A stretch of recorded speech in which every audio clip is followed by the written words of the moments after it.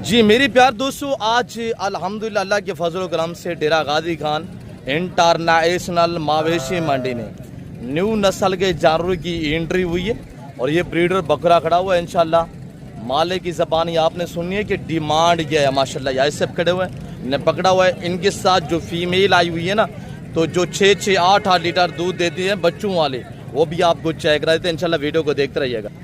इसका थोड़ा नज़ारा करें। अल्हम्दुलिल्लाह इसकी चाल चलन शौकीन हज़रात मैदान में इंशाल्लाह आज आप दोस्तों को इंशाल्लाह नए नए जानवर दिखाएंगे और नई नई प्राइसें होंगी। अच्छा, ये नाची डांसन में बच्चों वाली बकरी है। माशाल्लाह 6 से 8 लीटर दूध देने की सलाहियत रखती है ये ब्रीड माशाल्लाह। और इनके बच्चे जो है मुख्तलिफ कलर में होते हैं, ब्राउन, ब्लैक, वाइट में, इस तरह अल्हम्दुलिल्लाह शेरा कमांडो में। और ये तैयार भी खड़ी हुई है माशाल्लाह। ये 2 से 3 बच्चे देने की सलाहियत रखती है। ये साल में 2 बार बच्चे देती है, दूध ज़्यादा देती है अल्हम्दुलिल्लाह। अंदरून मंडी जाते हैं, आपको विजिट कराते हैं, तो आप मेरे साथ रहिए।